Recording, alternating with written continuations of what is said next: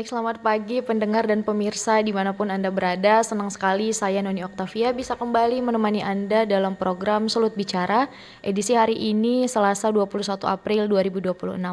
Pendengaran pemirsa, pada tanggal 21 April ini diperingati setiap tahunnya sebagai Hari Kartini. Bukan hanya untuk sekedar mengenal sosok pahlawan perempuan, tetapi juga bagaimana kita mengenang semangat dan juga untuk terus berkarya di era saat ini. Kemudian juga pendengar dan pemirsa, Kartini ini bukan hanya sekedar simbol keberanian dan juga kecerdasan, tetapi juga semangat untuk maju. Semangat itulah yang hingga kini terus hidup dalam diri perempuan Indonesia. Perempuan yang tidak hanya cerdas secara intelektual, tetapi juga mandiri dalam sikap serta mampu berkarya dalam memberi dampak nyata di berbagai bidang kehidupan. Nah, untuk itu pada Hari Kartini ini kita mengangkat tema dengan atau topik terkait dengan semangat Kartini, perempuan cerdas, mandiri, dan berkarya. Dan tentu saja kita tidak sendiri, sudah bergabung bersama kami yaitu Ibu Sandra Rondono selaku politisi wanita di Sulawesi Utara yang merupakan tenaga ahli fraksi PDIP Sulawesi Utara, bergabung melalui Zoom meeting karena memang beliau sedang ada berhalangan hadir untuk di studio pada pagi hari ini. Ibu Sandra. Halo, selamat pagi. Selamat pagi Ibu, terima kasih Ibu sudah Ya, bergabung selamat bersama Hari kami. Kartini semuanya. Iya, selamat Hari Kartini juga Ibu. Ibu terima kasih Ibu sudah bergabung di sela-sela kesibukannya ya Ibu. Ya, terima kasih sama-sama RRI tetap jaya.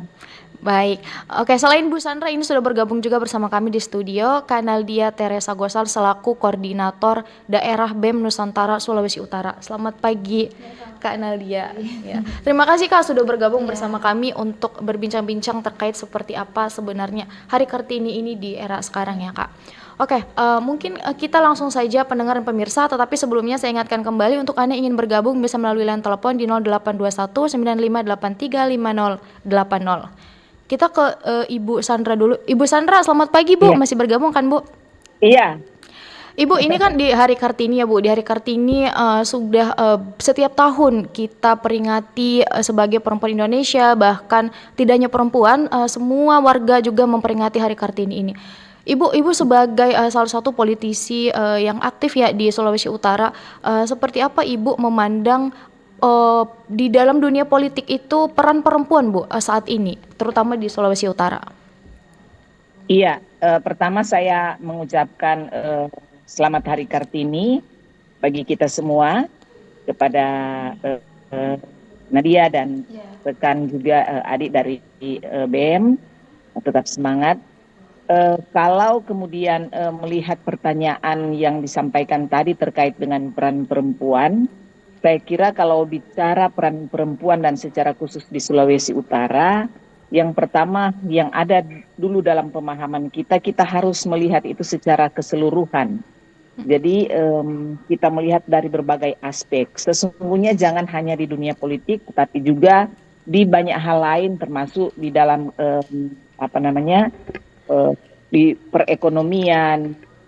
Jadi dari banyak hal, karena kalau kemudian kita hanya menjurus melihat perempuan di salah satu sisi, seringkali kita hanya akan terpaku lalu menempatkan perempuan itu seolah-olah hanya sebagai pelengkap.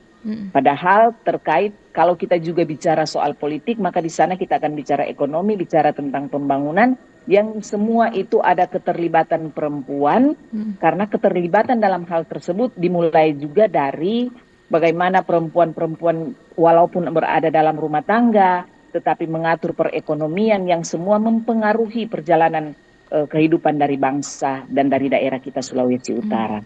Seperti itu. Iya, baik Bu Sandra, berarti memang harapan kita adalah perempuan ini bukan hanya sekedar pelengkap dalam setiap aspek kehidupan, tetapi bagian dari hal tersebut ya Bu. Iya. Iya benar sekali, saya setuju sekali dengan Bu Sandra.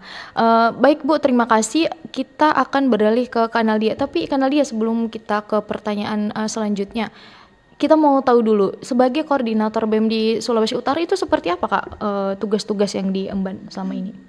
Baik, terima kasih Kak. Kalau berbicara soal apa ya, BEM Nusantara sebenarnya itu adalah aliansi BEM yang tergabung dari beberapa BEM universitas yang ada, termasuk di Sulawesi Utara, dan mungkin karena kita hanya seperti aliansi, jadi bagaimana nantinya kita bisa berkoordinasi dengan teman-teman BEM yang ada untuk mungkin menyimpulkan satu keadaan-keadaan yang mungkin suara-suara kita dibutuhkan di dalamnya, seperti itu. Oke. Kak, berarti ini kan di seluruh Sulawesi Utara ya berarti? Iya. BEM di seluruh Iya. Sulawesi Utara. Oke, baik. Nah Kak, kalau kita kembali lagi ke topik kita terkait dengan semangat Kartini, perempuan cerdas, mandiri, dan berkarya. Kita semua tahu bahwa kalau kita berbicara tentang perempuan cerdas itu bukan hanya terkait dengan pendidikan formal, tapi juga bagaimana dia berpikir kritis, kemudian mengambil keputusan, dan beradaptasi dengan zaman sekarang. Kanalia, kalau menurut Kakak, definisi perempuan cerdas di era sekarang ini seperti apa? Kalau menurut saya mungkin definisi perempuan cerdas di era sekarang ya, yang kita tentunya di era sekarang kan sudah serba modern ya, yang mungkin perempuan cerdas yang mampu untuk memilah atau mungkin melakukan hal-hal yang positif, mampu untuk menjadikan era modern ini sebagai pencarian potensi dirinya untuk terus bergerak dan mungkin terus mencari potensi diri agar supaya perempuan bukan cuma sebagai subjek tapi juga sebagai objek untuk pergerakan, mungkin pembangunan di daerah, atau mungkin sebagai tonggak perjuangan, seperti itu Kak. Oke, berarti kembali lagi memang seperti apa perempuan mengambil peran dalam setiap hal-hal tersebut ya. Baik, kalau dari Kanaldia, kita kembali ke Ibu Sandra, ini tadi ada kaitannya juga dalam satu posisi strategis, berarti seperti apa dalam pengambilan keputusan. Ibu Sandra, berarti kalau selama ini Ibu melihat apa tantangan terbesar ketika perempuan harusnya hadir dalam satu posisi strategis untuk pengambilan keputusan, Bu? Ya, memang gerakan-gerakan perempuan sudah selalu, artinya sudah lama dilakukan, bahkan sampai sekarang ini, karena memang gerakan ini terus dilakukan karena kita melihat perempuan sering masih ditempatkan sebagai pelengkap seperti yang disebutkan di awal tadi. Oke. Ini yang sesungguhnya sedang diperjuangkan oleh kaum perempuan, bahwa kehadiran kita itu atau kehadiran perempuan adalah memang perempuan harus hadir dalam segala situasi apapun, dalam penentuan kebijakan atau pengambilan keputusan. Nah, seperti misalnya kalau di dunia politik, penempatan minimal 30% itu dalam rangka kita mau melakukan keseimbangan ketika kita berada dalam forum atau lembaga-lembaga, terutama dalam pengambilan kebijakan, bahwa kita setara di sana, kita punya kedudukan yang sama, kita bisa mengambil keputusan secara bersama-sama. Sehingga ini yang terus diperjuangkan, walaupun kemudian harus diakui bahwa memang kita tidak memungkiri. Jangan bilang bahwa Sulawesi Utara itu sudah tidak ada karena egaliternya menganggap bahwa sudah tidak mendiskriminasikan kaum perempuan. Justru karena saya berada dalam gerakan-gerakan itu dan kemudian melihat di lapangan bagaimana kemudian saya maksudnya di DPRD. Jadi kadang-kala memang perempuan masih ditempatkan pada posisi-posisi yang sangat tidak menguntungkan. Dan oleh karena itu saya kira bahwa ini yang harus kita lakukan terobosan, bahwa perempuan-perempuan itu harus tetap berupaya supaya kesetaraan ini benar-benar diakui oleh semua. Jadi kemudian ketimpangan-ketimpangan yang terjadi dapat dikoreksi dengan memberikan ruang yang sama bagi semua. Saya kira seperti itu. Ibu, ini berarti terkait dengan tadi kan keterwakilan perempuan ya, kalau di kursi DPR RI itu 30%, berarti menurut Ibu Sandra sebenarnya itu belum mewakili ya, Bu ya? Sesungguhnya itu kan adalah kebijakan afirmatif untuk keterwakilan perempuan. Dalam hal ini yang saya sebutkan tadi adalah menghadirkan keseimbangan. Nah, Tapi kadangkala kan misalnya ini dimulai dari belum mengarah ke pemilihan ya. Ini Iya, iya. masih dimulai dari perekrutan calon misalnya untuk Mm. ditempatkan. Sudah ditaruh semua misalnya. Oh, Mm-mm. masuk nggak 30% gitu. Mm. Seolah-olah penempatan 30% hanya sebagai pelengkap. Padahal disebutkan di situ minimal. Mm-mm. Nah, jadi jangan ada pola pemikiran masuk nggak nih 30%. Mm-mm. Nggak boleh begitu. Mm-mm. Bahwa memang secara alami juga ketika penempatannya perempuan-perempuan memang harus masuk di situ, dan kalaupun 100%-nya perempuan nggak masalah. Iya, jangan dipatok Begitu. dulu berarti Jadi seharusnya ya, jangan Bu. dipatok dulu Mm-mm. seolah-olah artinya hanya sebagai pelengkap. Iya. Kan, sangat kentara sekali loh. Iya. Penempatan 30% ternyata hanya pelengkap. Iya. Tidak boleh demikian. Mungkin begitu. kesalahan interpretasi juga ya, Bu ya, ketika dikatakan harus Ya, keikut serta 30% sehingga yang awalnya itu dipatok hanya bagaimana ini akan memenuhi 30%, padahal kan bisa jadi 30%. melebihi dari 30% itu ya, Bu, kalau Iya. dalam dunia politik tadi. Baik, Ibu Sandra. Ibu, berarti ini terkait dengan kebijakan tadi. Berarti kalau menurut Ibu kita berangkat dari tadi, seberapa penting berarti Bu ini kebijakan dalam mewujudkan keberpihakan perempuan untuk kesetaraan dan pemberdayaan ini, Bu? Ya, ini kan yang saya sebutkan tadi karena ini kebijakan afirmatif, tetapi sekali lagi jangan kemudian dianggap 30%, minimal 30% itu hanya sebagai pelengkap.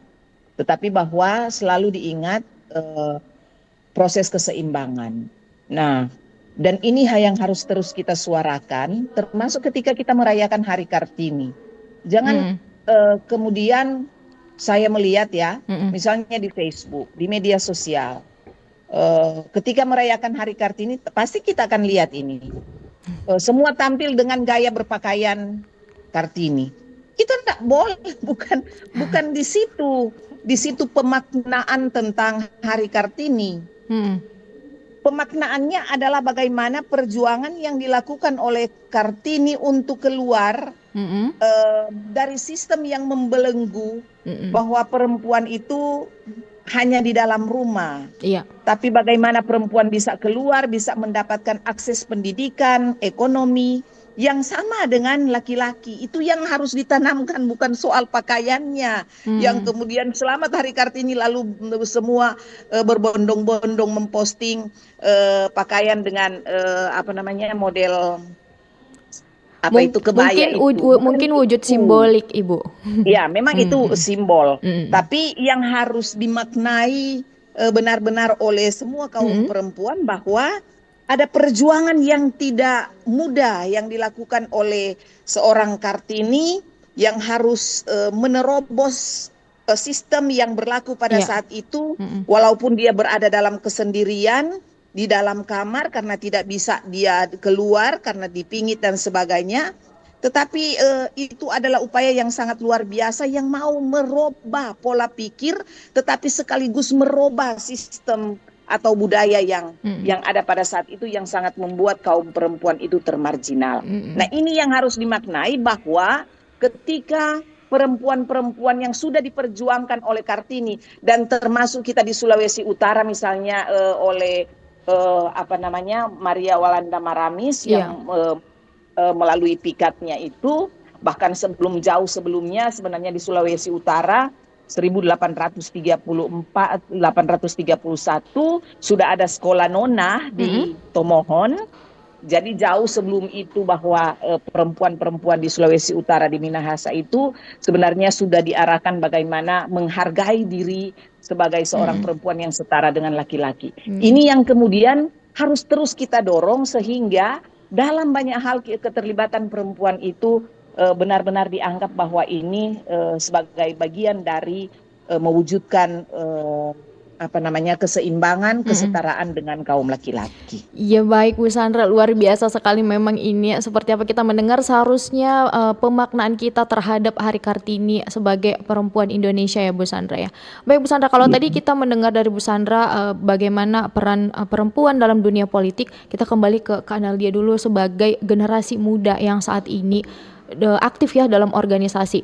Kak Nadia, kalau kita melihat saat ini berarti seperti apa pentingnya pendidikan dan organisasi dalam membentuk keberanian seorang perempuan nih Kak di depan publik?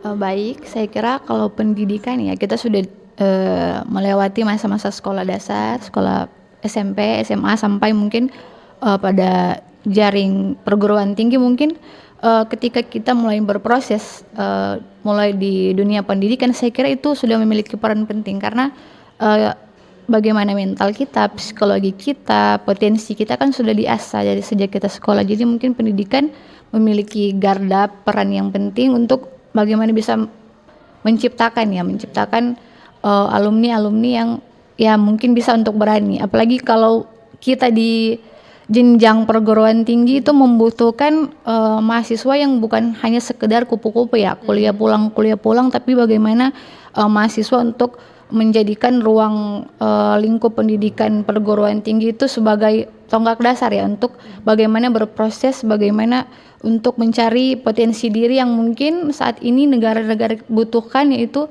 adalah kita generasi muda yang mau untuk maju, untuk membantu, untuk menjadi pilar lah untuk kemajuan bangsa ini. Apalagi kalau berbicara soal organisasi kemahasiswaan, saya juga lahir dari organisasi kemahasiswaan yang sebetulnya saya sempat berpikir bahwa saya tidak terlahir sebagai basicnya sebagai pemimpin mahasiswa, tapi saya berkuliah di UKIT.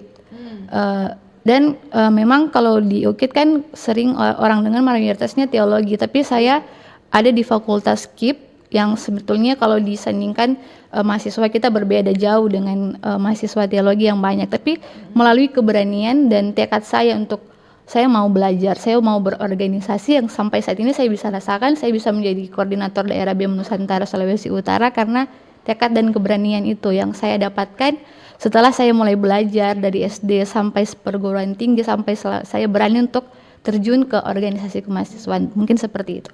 Oke, berarti karena dia tidak setuju ya kalau perempuan tidak perlu sekolah tinggi-tinggi. Ya. Oke, karena juga perempuan punya hak yang sama seperti laki-laki. Kenapa kita tidak boleh sekolah tinggi-tinggi?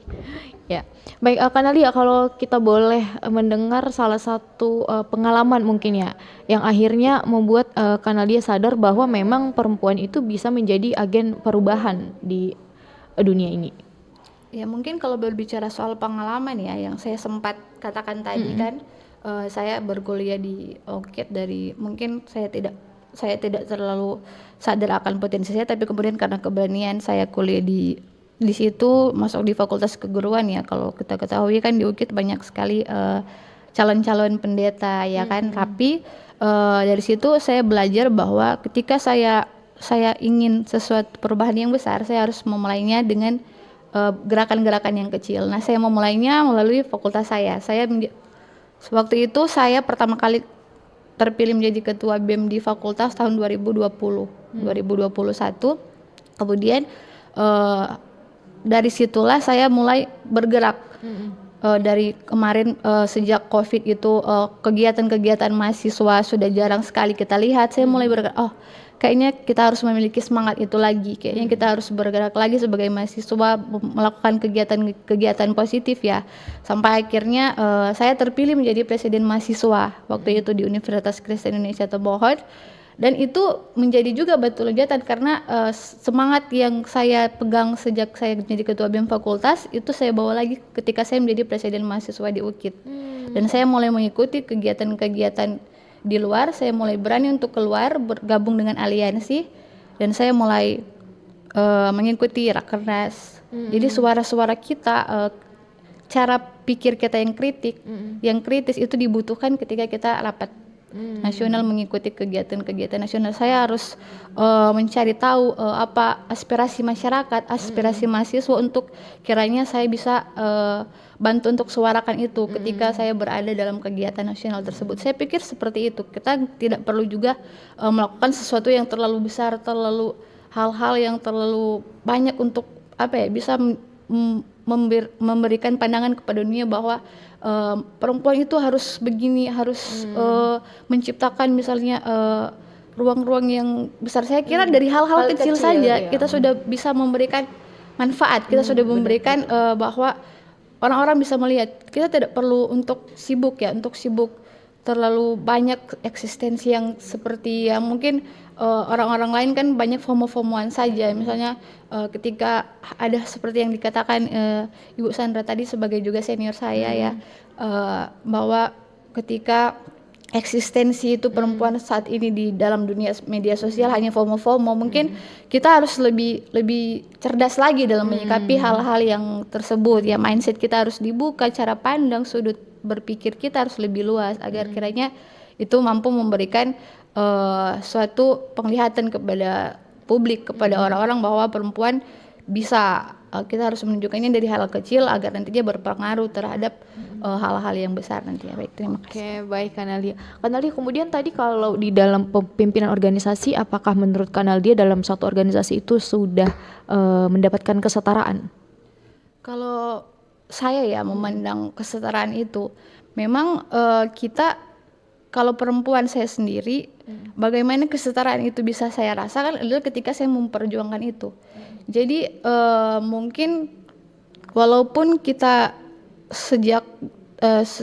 walaupun tokoh-tokoh pejuang sebelumnya sudah memperjuangkan itu, mungkin saat ini ruang-ruang itu masih sempit ya. Ruang-ruang kesetaraan itu masih sempit karena ketika di dalam kampus mungkin atau ketika di dalam organisasi kemahasiswaan, kadangkala perempuan disudutkan ya, kadangkala cara berpikir perempuan itu tidak terlalu inisiatif. Tapi saya mencoba untuk bagaimana tidak seperti itu, bahwa suara kita sangat diperlukan, naluri kita sangat diperlukan, gerakan kita sangat diperlukan. Makanya mungkin untuk saat ini sudah banyak ya teman-teman mungkin di organisasi internal, eksternal sudah mulai bagaimana peran perempuan penting di dalamnya, seperti itu Kak. Oke Kak, tapi ketika Kanalia menjadi seorang pemimpin nih di dalam tadi BEM kemudian juga presiden ya, apakah pernah merasakan memang secara nyata ada hal-hal yang membatasi sebagai perempuan? Kalau saya sepengalaman saya Kak, belum ada sih hal-hal yang membatasi, karena mungkin orang-orang bisa melihat ketika perempuan itu sudah berani, ketika perempuan itu sudah mampu untuk untuk menggerakkan suatu kebenaran, untuk mengkritisi atau mungkin melakukan giat-giat yang positif, di saat itu publik hanya bisa mendukung, malahan tidak ada mungkin saat-saat ketika ada keterbatasan, justru malah kita dibuka ya, malah ruang itu semakin luas ya untuk kita bergerak, untuk kita mulai mengasah sesuatu gerakan ya, seperti itu Kak. Oke, tapi kemudian Kanalia pastinya hal-hal tersebut tidak lahir secara instan ya. Yeah. Pastinya itu sudah melalui banyak pengalaman dan juga pelajaran. Apa yang kiranya akhirnya membuat Kanalia berani untuk bersuara, akhirnya berani untuk menjadi seorang pemimpin? Mungkin ini juga bisa menjadi pesan ke teman-teman yang masih punya mungkin cara ininya belum memiliki kepercayaan diri untuk tampilan, untuk bersuara. Ya mungkin sepertinya kita harus memulai dari diri kita sendiri ya. Bagaimana kita untuk merespon suatu keadaan, untuk mulai memberanikan diri terhadap sesuatu yang mungkin menjadi, biasanya kalau kemarin saya sempat mengikuti juga diskusi bersama teman aktivis yang pembahasannya soal ruang dialektika, di dalamnya membahas baperan atau berperan. Di situ kita kan juga diasah ya, maksudnya perempuan itu sebenarnya bisa berperan nggak atau hanya sekedar baperan, karena kan secara psikologis perempuan kan sering disandingkan dengan perempuan cepat baper, karena kan sering melibatkan perasaan. Iya, sering melibatkan perasaan, sering menunjukkan sikap emosi yang mungkin berbeda dengan laki-laki ya, mungkin begitu. Karena katanya perempuan lebih banyak menggunakan perasaannya daripada logikanya. Iya, sehingga seperti memang banyak sekali anggapan-anggapan kalau seandainya perempuan nantinya menjadi seorang pemimpin, dia akan lebih banyak menggunakan perasaannya itu, sehingga tidak bisa menggunakan memutuskan sesuatu secara realita gitu ya. Realita. Ya. Oke, baik Analia. Kita ke Bu Sandra. Ibu Sandra Ya, masih bergabung bersama kami. ya, Ibu, kalau tadi kita iya. sudah mendengar ya dari Analia sebagai generasi muda. Ini kita mau mendengar dulu dari Bu Sandra. Ibu, seperti apa ya perempuan ketika dia harus menyesuaikan antara karir, kemudian juga keluarga dan juga kehidupan pribadinya. Ibu Sandra seperti apa? Ya, saya kira memang ini adalah sebuah realitas yang dihadapi oleh perempuan, Hmm. bahwa ketika dia misalnya berada di dunia publik, peran-perannya di sana, dia juga masih diperhadapkan dengan peran-perannya yang harus dia laksanakan di Hmm. dalam keluarga. Dan ini juga pemahaman-pemahaman eh, melihat perempuan yang perannya begitu banyak, yang disebutkan kemudian adalah standar ganda, yang Hmm. selama ini juga terpatri dalam pemahaman laki-laki dan termasuk oleh perempuan sendiri, bahwa karena perannya ada di rumah sudah cukup berat, maka Hmm. tidak bisa lagi berada di dunia publik. Hmm. Padahal ini yang harus disingkirkan. Hmm. Karena peran-peran dalam rumah itu juga bukan cuma tanggung jawab perempuan. Betul. Peran-peran itu juga adalah tanggung jawab laki-laki, peran bersama. Karena yang memisahkan kita kan hanya pada soal kodrat. Dan kita sudah tahu sepenuhnya kodrat itu apa saja. Hmm. Kalau soal peran itu kan kita bisa bicarakan, kita bisa diskusikan bersama sebagai Hmm. seorang istri, seorang ibu dengan suami. Hmm. Jadi tanpa kita sadar sesungguhnya ini masih mengkooptasi pemahaman kita semua, sehingga ini juga salah satu yang membuat batasan-batasan terhadap perempuan untuk berada di dunia publik. Dan Hmm. ini harus kemudian kita hapus. Nah,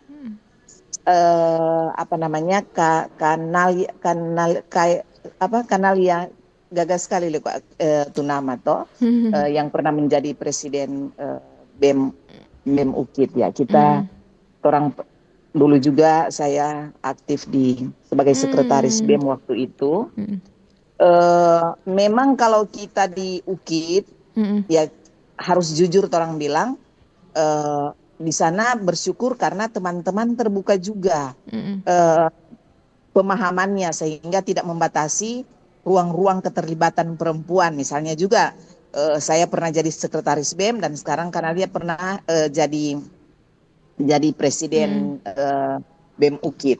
Nah, tapi yang harus kita akui bahwa sekalipun ada peran-peran seperti itu, ruang-ruang untuk membatasi gerakan-gerakan perempuan itu masih ada. Iya. Dan tanpa sadar itu kita lihat Hmm.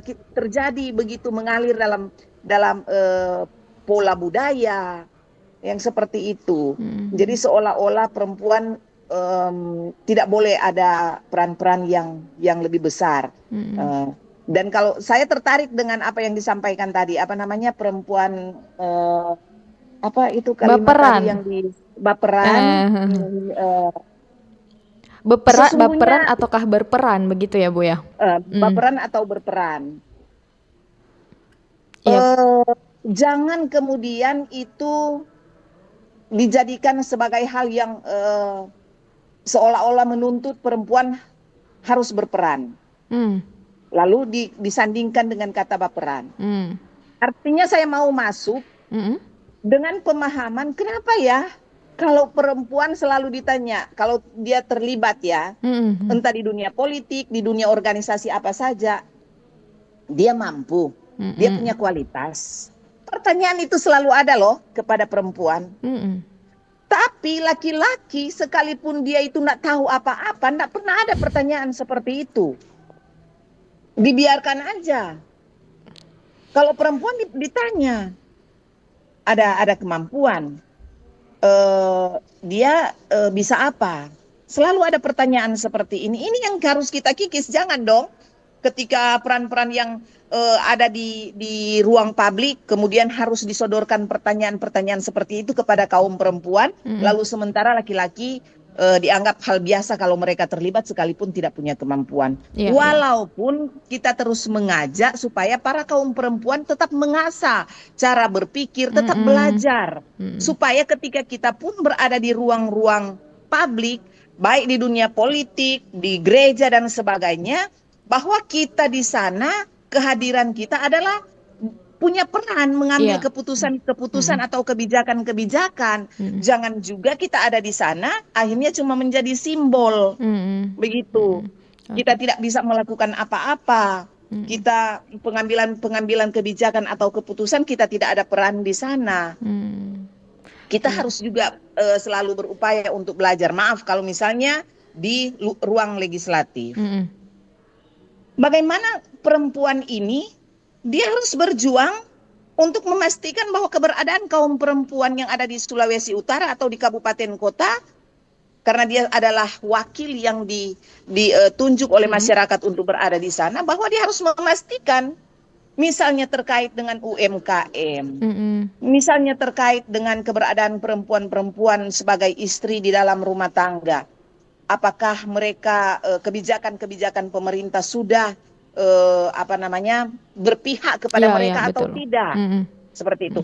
Ingat, yang lalu kan pernah kejadian ada yang datang menyurat ke kami, waktu itu saya di Dewan, tentang masalah finance. Saya kenapa mati-matian harus memperjuangkan itu? Yang kredit mobil, yang kredit motor itu memang laki-laki yang mengalami masalah itu. Tapi dampak ekonominya ada pada keluarga, ada pada ibu, ada pada istri. Jadi itu harus diperjuangkan, jangan dianggap bukan tidak membawa beban kepada kaum perempuan.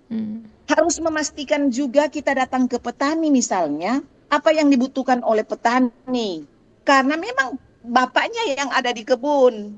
Tapi semua itu dilakukan kalau kemudian dia gagal panen, kalau dia tidak bisa berproduksi lagi, maka yang merasakan adalah keluarga. Siapa di situ? Ada ibu, di situ ada istri. Itu yang selalu kemudian saya misalnya sebagai perempuan kalau berada di legislatif, saya sebagai perempuan kalau ada di eksekutif, apa kebijakan yang bisa dilakukan supaya benar-benar itu terasa dan memang berpihak kepada kaum perempuan. Iya baik Bu Sandra, ini memang sangat menarik ya Bu. Tadi saya juga mau bertanya terkait seperti apa kemudian kebijakan pemerintah itu berpihak kepada perempuan yang juga yang tadi ya peran ganda seperti yang Ibu Sandra sebutkan tadi. Cuman Bu, sebelum kita nanti lanjut lagi, kita akan kembali setelah jeda berikut ini.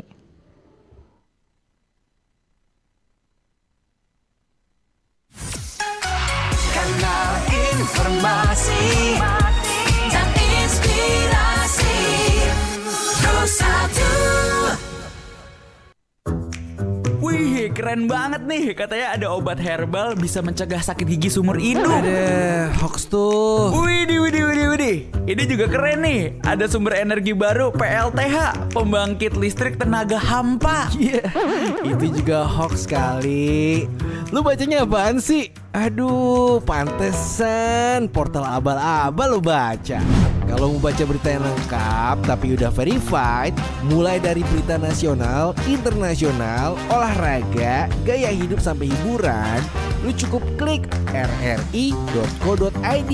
Di situ lu juga bisa streaming RRI digital. Aduh, makanya cek-cek dulu biar gak kegocek di rri.co.id.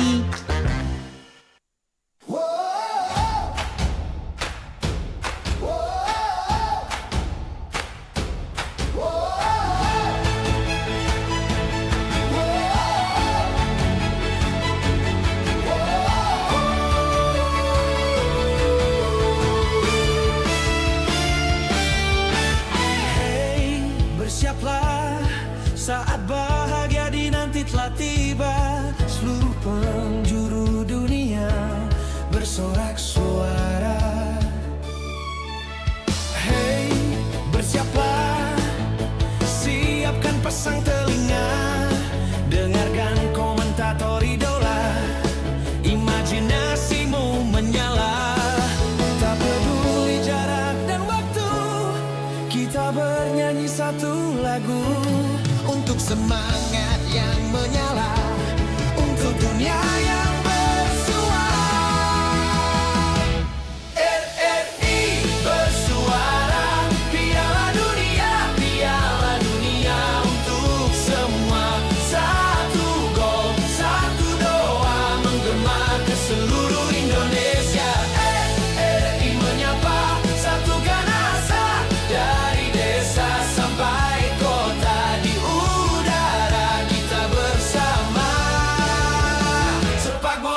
cinta merdeka.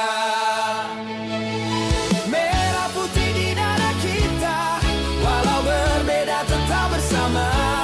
Sepak bola bahasa dunia, RRI Suara Indonesia.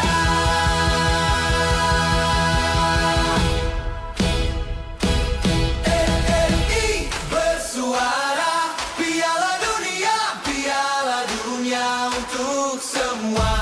Satu gol, satu doa menggema ke seluruh Indonesia. RRI bersuara, Piala Dunia untuk semua. Satu gol, satu doa menggema ke seluruh Indonesia.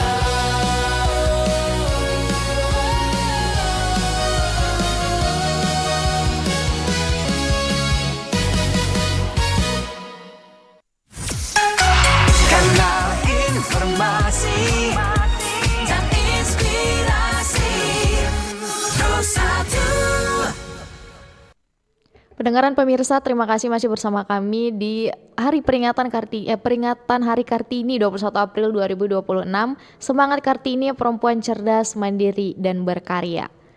Kami ingatkan kembali untuk Anda yang ingin bergabung bisa melalui line telepon di 0821 9583 5080 atau juga bisa melalui komentar di YouTube atau WhatsApp di Pro 1 RRI Manado. Tadi kita berbicara terkait dengan kebijakan. Bu Sandra, apakah masih bergabung bersama kami? Iya. Iya, oke. Bu Sandra, tadi saya tertarik sekali ya terkait dengan kebijakan seperti apa kemudian kebijakan pemerintah itu berpihak kepada perempuan yang memiliki katanya peran ganda ya Bu, sebagai ibu rumah tangga, Iya. kemudian juga berkarir juga, belum lagi mengurus anak ya Bu. Apakah di Sulawesi Utara sendiri Ibu, apakah sudah ada kebijakan yang memang berpihak kepada perempuan ini Bu?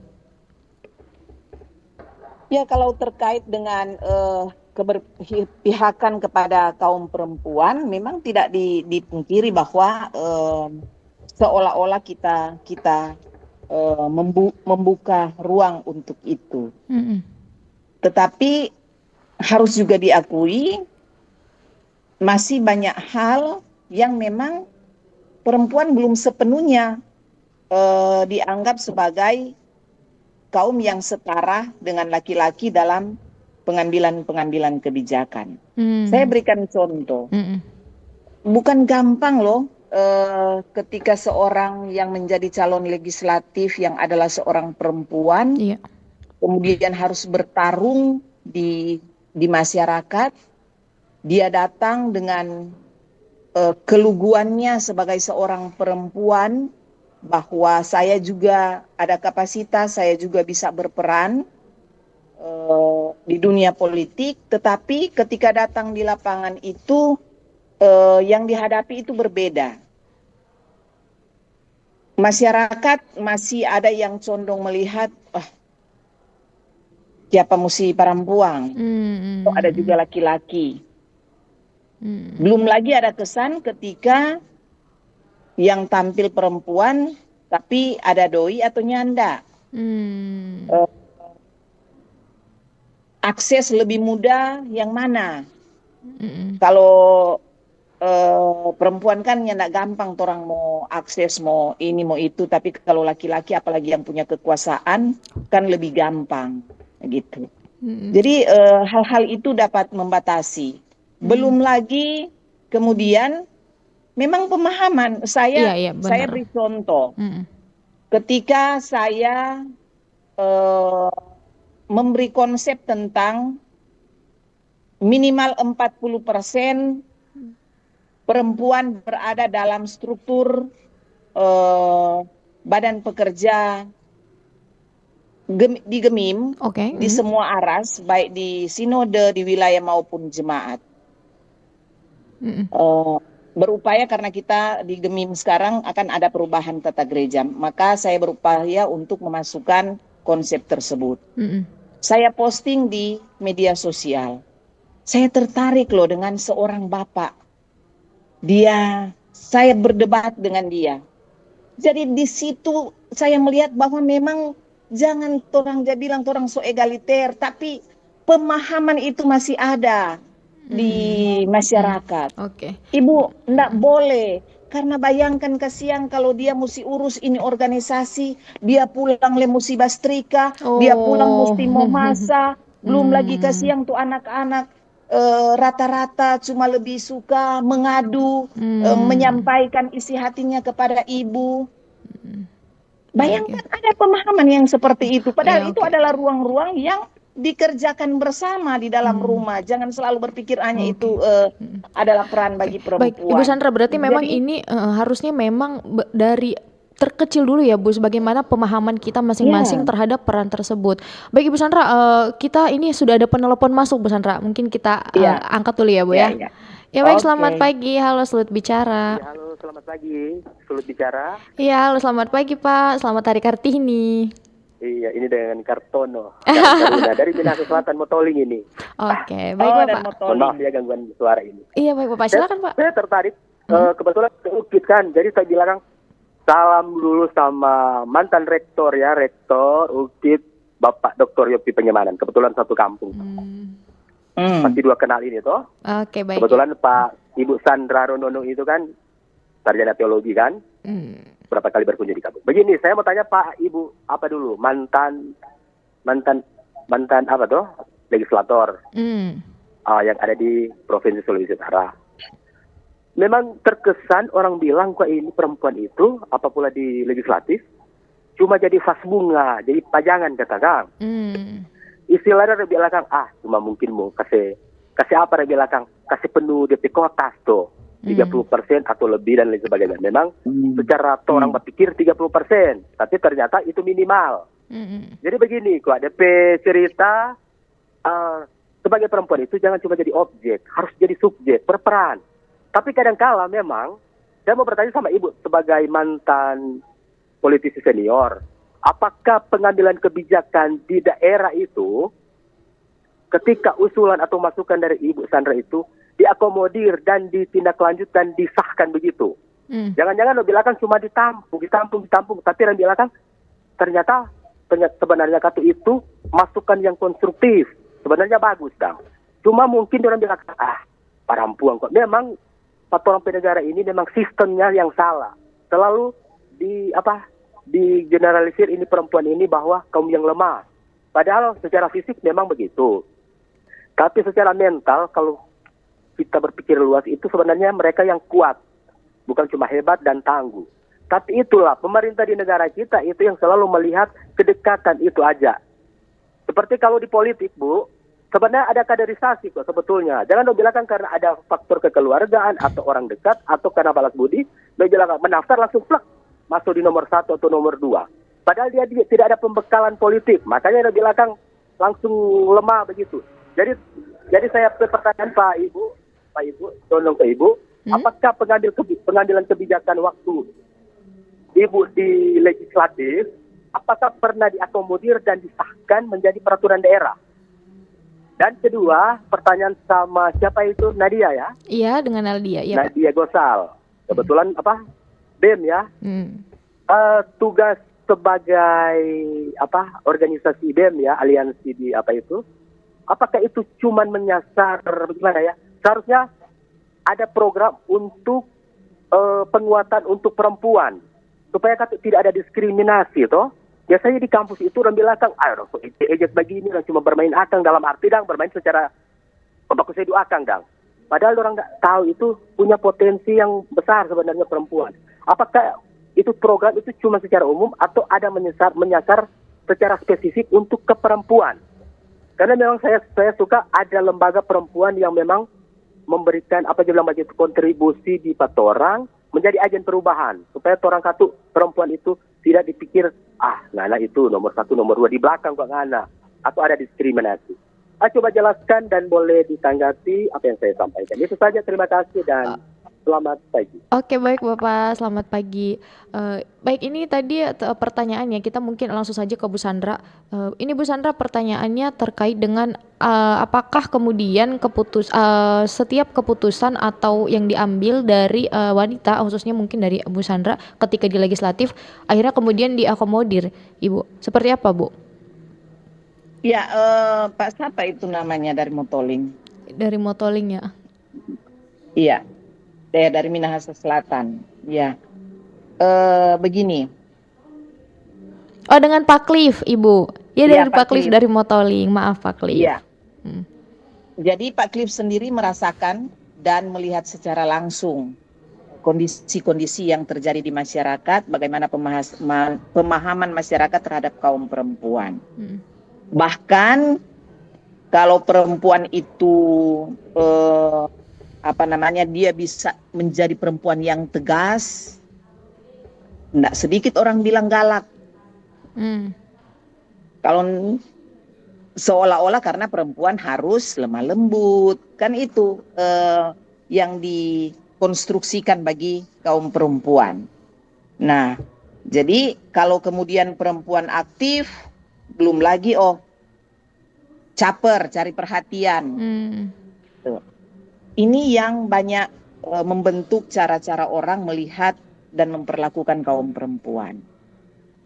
Nah, kalau dari sisi saya, ya memang karena pemahaman saya sudah dari sama dengan Nadia bilang tadi, kita sudah ditempa, ya saya enggak pikir ini berhadapan dengan laki-laki, saya enggak ada rasa takut untuk itu. Nah, sehingga ketika saya pun berada di legislatif pada waktu itu, karena saya ini digaji oleh rakyat dan saya adalah hamba rakyat, dalam pemahaman saya seperti itu, dan karena itu harus memperjuangkan apa yang menjadi kebutuhan masyarakat, maka saya berupaya supaya ada hal-hal yang memang harus diperdakan, diantaranya adalah di APBD-kan. Jadi APBD itu juga Pak Cliff perda. Di sana apa? Bagaimana kita melihat UMKM? Bagaimana kita melihat kebutuhan-kebutuhan petani? Bagaimana kita melihat kebutuhan-kebutuhan nelayan yang kemudian harus menjadi kegiatan-kegiatan yang masuk dalam anggaran yang disusun oleh pemerintah maupun legislatif. Pak Cliff, saya ingat sekali, saya datang kepada petani gula merah. Selama ini petani gula merah kita kalau bikin gula merah, orang-orang Sulut bilang gula batu, itu taruh di tampurung. Dan Pak Cliff tahu itu karena Pak Cliff orang di sana. Itu taruh di tampurung. Maka saya lihat supaya ini menjadi higienis sekaligus juga. Karena petani dia taruh katuk cair-cair panas, tidak mungkin dia mau dapat timbang. Makanya tuh timbangan gula merah itu berbeda-beda. Karena tampurung ukurannya beda-beda juga. Maka saya mendorong waktu itu kepada pemerintah, berilah bantuan kepada para petani gula merah yang terbuat dari stainless dengan ukuran 500 gram dan 1 kilo. Supaya rata. Ndak taruh di tampurung yang berbeda-beda. Dan saya bersyukur itu terakomodir, dijadikan salah satu program kegiatan dari pemerintah Sulut pada waktu itu dan dibagikan kepada petani gula merah. Saya ingat sekali juga Pak Cliff, nelayan ketika saya datang ke mereka, apa yang menjadi persoalan mereka? Ternyata selama ini nelayan kita kalau pergi di laut, dorang cuma ambil ikan kepada yang punya rumpon. Yang punya rumpon ini adalah orang yang berduit atau pengusaha. Kalau nelayan-nelayan biasa tidak mampu membekeng ini rumpon, itu tanpa ikan bakumpul. Sehingga dorang hanya mengais kepada yang punya rumpon ini. Kalau boleh orang dapat ambil akang ikan di situ karena itu ikan sudah kumpul di situ. Maka saya mendorong kepada pemerintah bekeng akang rumpon untuk nelayan-nelayan kita yang ada di Sulawesi Utara. Dan bersyukur itu juga menjadi program kegiatan dari pemerintah pada waktu itu. Dan dibagilah rumpon kepada para nelayan-nelayan kita yang dan kemudian tersebar di laut Sulawesi Utara. Belum lagi dengan kegiatan-kegiatan yang lain yang saya usulkan karena ini yang menjadi tanggung jawab sebagai seorang legislatif. Tapi sekali lagi, kalau itu semua bisa terwujud adalah pentingnya dia turun ke lapangan, memahami kondisi yang ada di lapangan di tengah-tengah masyarakat. Karena kalau dia nak turun lapangan Pak Cliff, nggak akan pernah tahu apa yang dibutuhkan. Oke. Seperti dengan RT RW yang sudah disusun, itu juga sebenarnya sudah dari lalu. Waktu saya di Dewan itu sudah mulai dibicarakan untuk RT RW. Oke, baik Bu Tapi Sandra. saya ingat kali dulu, saya mempertanyakan di mana lokasi-lokasi tambang pada waktu itu, apakah merusak lingkungan atau tidak. Oke, iya. Tapi kemudian kan setelah datang ini saya sudah tidak, jadi kemudian nanti sekarang itu ditetapkan. Oke, baik. Jadi memang perempuan harus memberanikan diri, selain juga harus terus belajar, tetapi memahami kondisi yang ada di lapangan, lalu kemudian perjuangkan itu. Kalau tidak paham itu di lapangan Pak Cliff akan susah. Jadi jangan menuntut kepada dewan yang tidak pernah datang di masyarakat, tidak pernah datang Pak Petani, tidak pernah datang Pak Nelayan, tidak pernah datang Pak UMKM untuk melakukan sesuatu. Oke. Sulit Pak, karena dia tidak paham dengan kondisi Oke, itu. baik Bu Sandra, berarti memang sebagai perempuan juga memiliki kemampuan ya Bu ya untuk tadi seperti yang Bu Sandra katakan bisa langsung turun mungkin untuk melihat seperti apa sebenarnya kebutuhan masyarakat sebagai tenaga legislatif. Baik Ibu Sandra, maaf Ibu karena memang kita sudah di penghujung perbincangan kita pada pagi hari ini, sedangkan masih ada satu pertanyaan tadi dari Pak Cliff ya kepada Kanal Dia tadi ya Bu.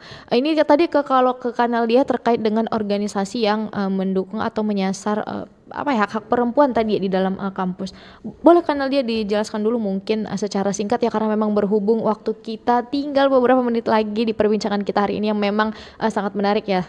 Oke, baik. Silakan Kak. Terima kasih untuk Pak Cliff untuk pertanyaannya. Memang sebenarnya kalau berbicara realistis ya zaman sekarang ini, tantangan untuk bisa menyadarkan sesama perempuan bagaimana kiranya sebenarnya kita memiliki potensi, kita mempunyai pengaruh yang penting terhadap segala aspek lingkungan, apalagi emansipasi kita sudah diperjuangkan dari tokoh-tokoh pejuang sebelumnya, itu yang harus kita lanjutkan. Bagaimana kita mampu. Nah, sebenarnya kemarin itu karena kita berbawa aliansi ya, jadi untuk gerakan-gerakan daerah juga bergantung atas instruksi pusat. Tapi agar apa yang juga kita bisa laksanakan di daerah itu mungkin juga bisa kita laksanakan. Kemarin kita sempat membentuk satgas pengawas di kampus untuk bagaimana nantinya ketika ada masalah-masalah di kampus, baik soal pelecehan seksual, soal diskriminatif dan sebagainya, kita ada satgas itu yang mungkin bisa membantu karena kan dalam beberapa pekan terakhir ini kan seringkali kita sering dengar soal pelecehan seksual ya. Apalagi yang baru ini yang baru-baru dari sosial UI, media. ya. Kita mengikuti itu karena sebenarnya tantangan yang kita hadapi sekarang adalah bagaimana menyadarkan kepada teman-teman perempuan, teman-teman wanita untuk kita harus sadar ketika kita memiliki peran, ketika saat ini kita sedang memperjuangkan kehidupan kita terhadap kehidupan sosial, kita harus sadar bahwa ketika kita hanya diam, ketika kita hanya takut, tidak berani mungkin, maka sesuatu yang tidak kita inginkan kan terus terjadi. Maka dari itu kemarin sebenarnya saya sempat ingin membuat diskusi tapi masih dalam dan juga aksi langsung ya, agar bagaimana kiranya perempuan-perempuan terutama di Sulawesi Utara ini kita bisa mampu untuk rapatkan barisan ya, baik dalam bergerak untuk mengkritisi segala bentuk kebijakan-kebijakan yang mungkin menyudutkan perempuan, yang mungkin keputusan-keputusan yang sebenarnya kita harusnya ada di situ, tapi kita tidak terhitung di situ. Walaupun sebenarnya gerakan-gerakan kita sudah mulai ciptakan perempuan, kita bisa untuk menjadi pemimpin di masa sekarang ini, agar supaya memperlihatkan kepada publik, kepada setiap orang bahwa bukan hanya sekedar laki-laki yang memiliki kualitas, perempuan juga memiliki kualitas seperti itu Kak mungkin.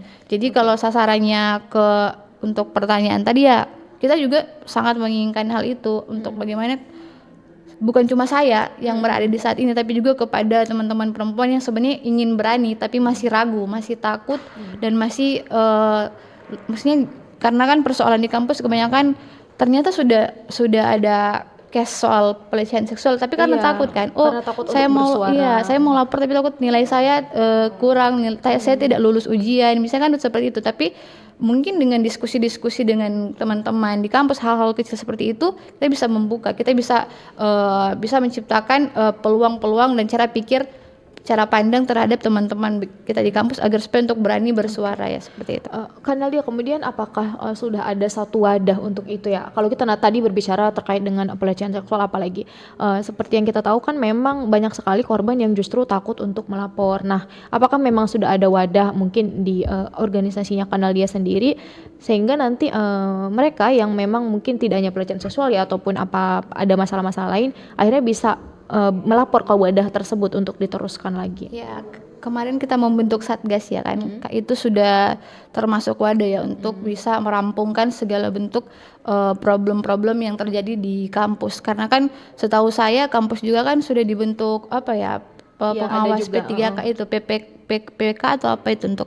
Tapi kan kalau secara realistisnya kemana saja kan soal kasus yang terjadi di Unima kan, ternyata itu justru dipertanyakan. Makanya kami sebagai mahasiswa juga tidak harus menunggu bagaimana dari kampus untuk bergerak, tapi juga kita sebagai orang-orang yang di dalamnya situ juga harus mengawasi dan bergerak soal wadah-wadah tersebut, Kak. Oke, baik.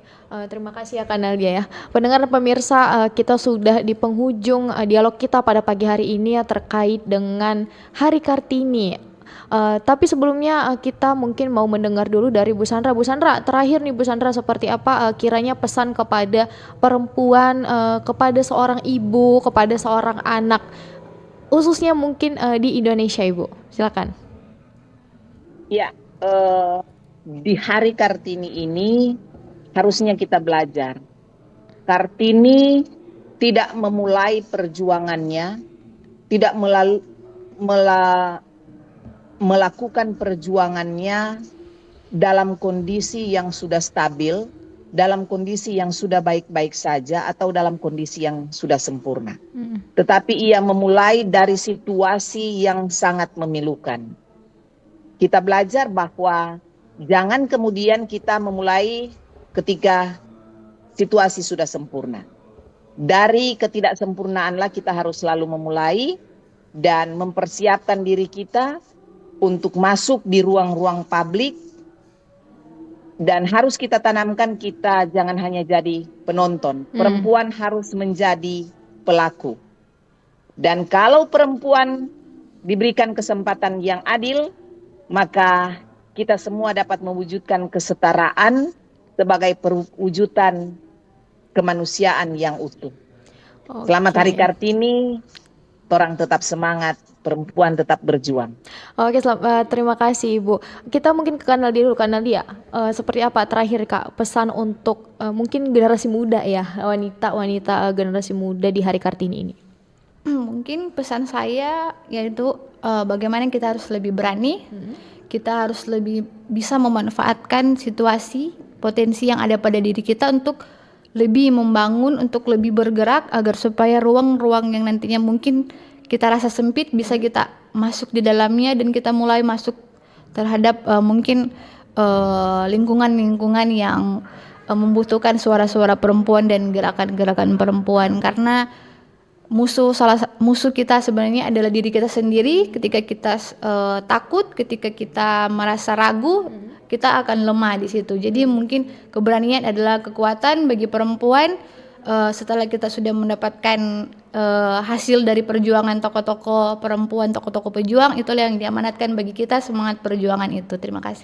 Oke, baik. Terima kasih kepada Kak Nadia Teresia Gosal yang sudah hadir untuk berdialog pada pagi hari ini. Kemudian juga terima kasih kepada Bu Sandra Rondonowo yang sudah hadir bersama kami melalui Zoom meeting untuk berdialog pada pagi hari ini. Dan juga terima kasih kepada pendengar dan pemirsa yang sudah bergabung, dan mohon maaf apabila masih ada yang belum bisa kami respon. Dari perbincangan kita pada pagi hari ini, saya mengambil pelajaran bahwa perempuan bukan hanya sekedar pelengkap tapi juga penggerak perubahan. Selamat Hari Kartini untuk seluruh perempuan di Indonesia. Saya Noni Oktavia dan segenap kru yang bertugas pamit undur diri. Sampai jumpa. Bersatu